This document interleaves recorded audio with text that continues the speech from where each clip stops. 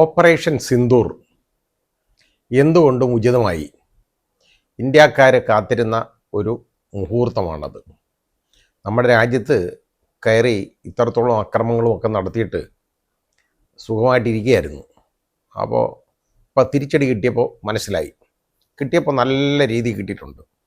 9 ഇടങ്ങളിലാണ് India ആക്രമണം നടത്തിയത് civilian casualties ഉണ്ടാവാൻ വേണ്ടിയല്ല നടത്തിയത്. സിവിലിയൻ മേഖലകളിലൊന്നും അല്ല ചെയ്തേക്കുന്നത്.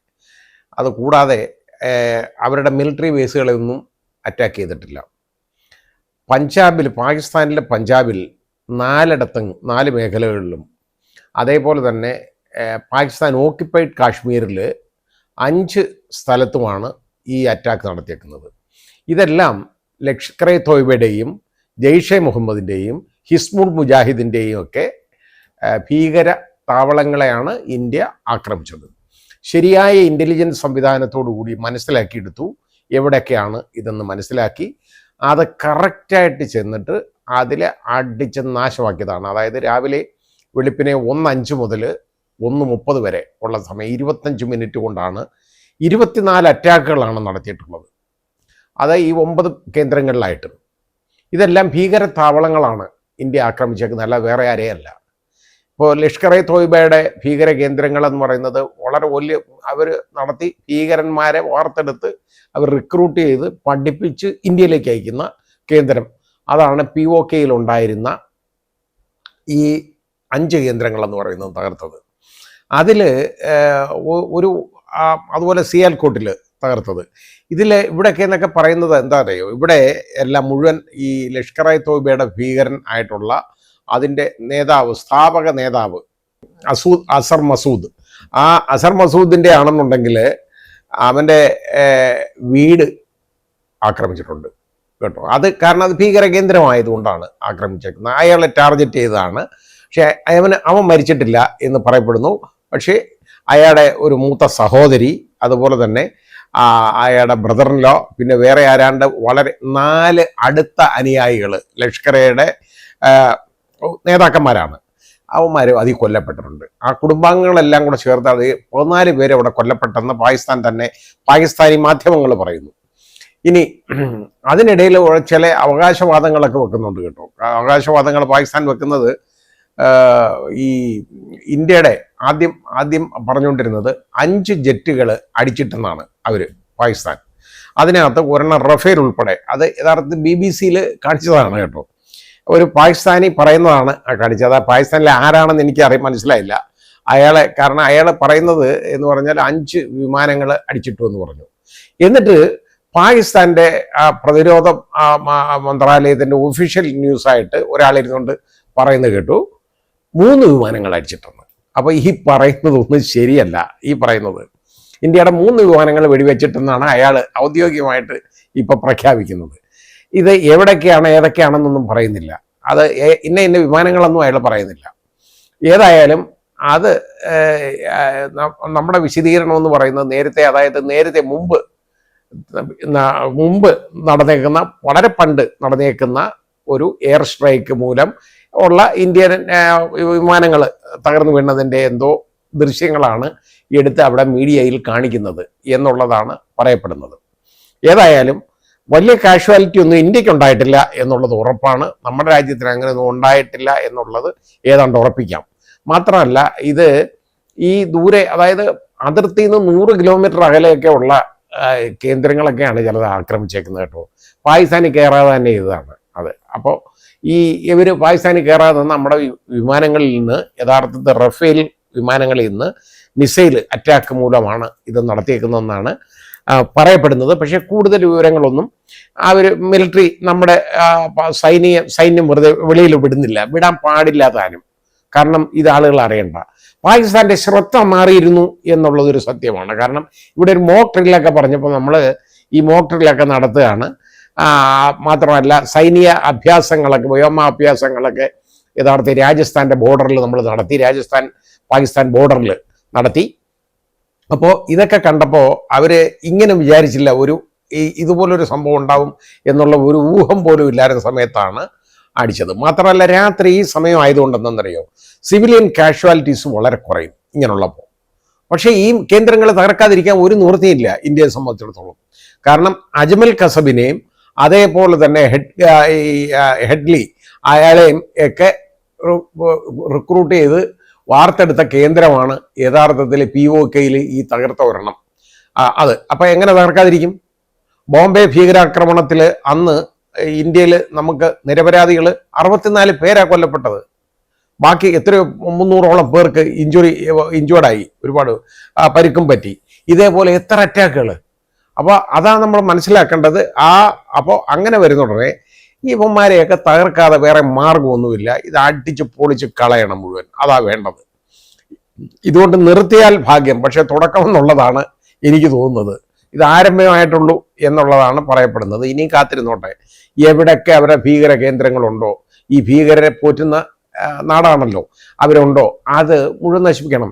എന്നാൽ ഈ യഥാർത്ഥത്തിൽ ഈ ഭവൽപൂരിൽ ആണെന്നുണ്ടെങ്കിൽ നടത്തിയ അറ്റാക്കിൽ അതിൻ്റെ 2 കിലോമീറ്റർ തൊട്ടപ്പുറത്താണ് പാകിസ്ഥാൻ്റെ താവളമുള്ളത്. അതായത് പട്ടാളത്തിൻ്റെ ഒരു താവളമുള്ളത്.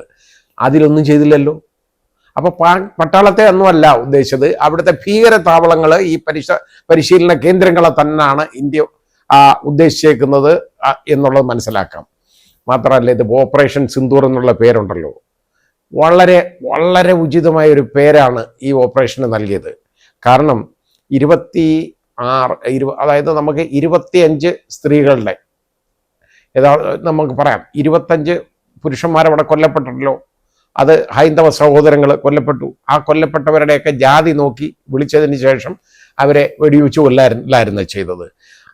അവരുടെയൊക്കെ ഭാര്യമാരുടെ നെറ്റിയിലെ സിന്ദൂരം മാഞ്ഞു പോയെങ്കിൽ അതിന് ഒരു പ്രഹരം കൊടുക്കുന്നതാണ് ഈ ഓപ്പറേഷൻ സിന്ദൂർ. അത് മാത്രമല്ല, ഇതിനെക്കുറിച്ച് വിശദീകരിക്കാനായിട്ട് ഇന്ത്യക്ക് ഒളിച്ചു വെക്കാനൊന്നുമില്ലല്ലോ.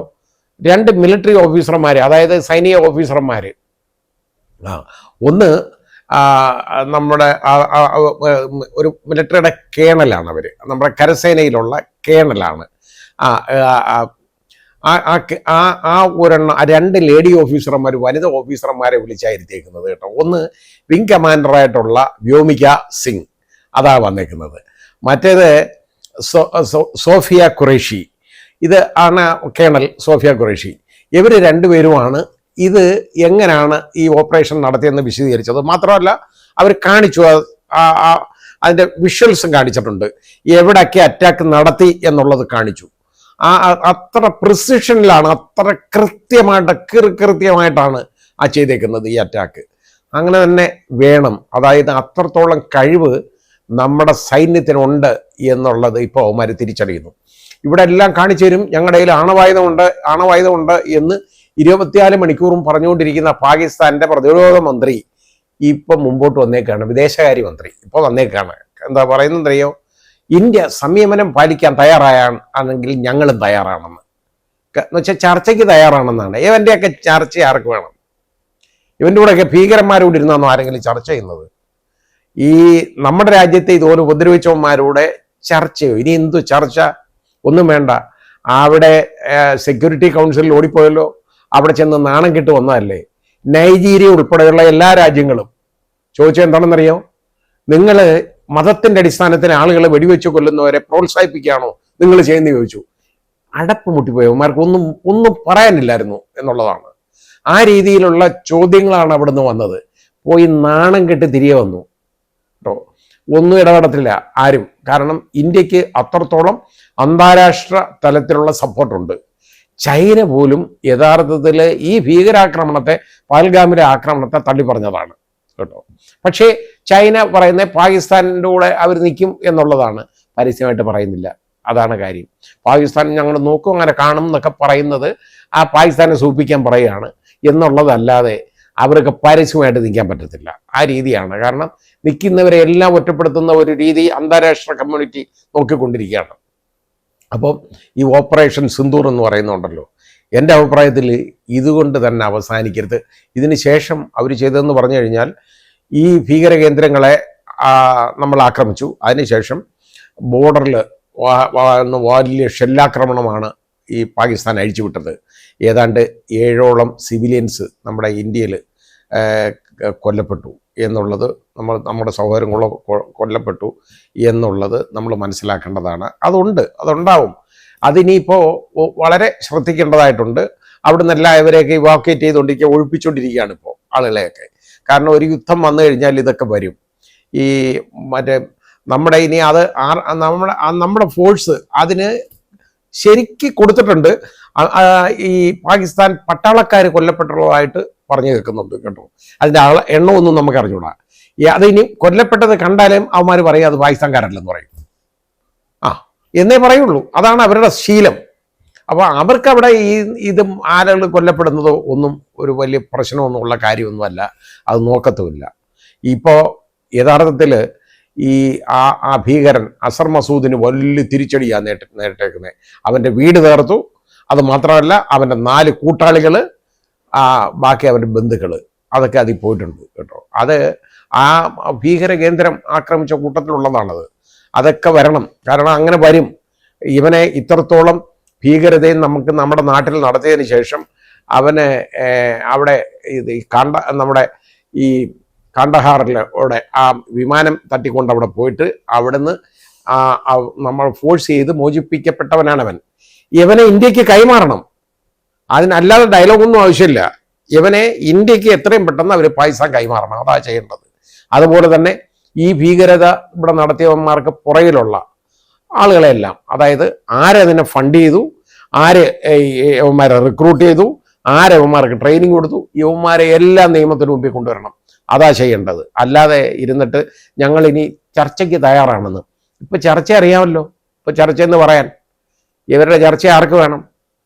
അപ്പോൾ ഏതായാലും ഒരൊറ്റ കാര്യം നമ്മൾ ശ്രദ്ധിക്കാനുള്ളത്, ഇന്ന് നമ്മുടെ രാഷ്ട്രീയം എന്ന് പറയുന്നത് ഭാരതം എന്നുള്ളതായിരിക്കണം രാഷ്ട്രീയം, അല്ലാതെ കക്ഷി രാഷ്ട്രീയമാകരുത്.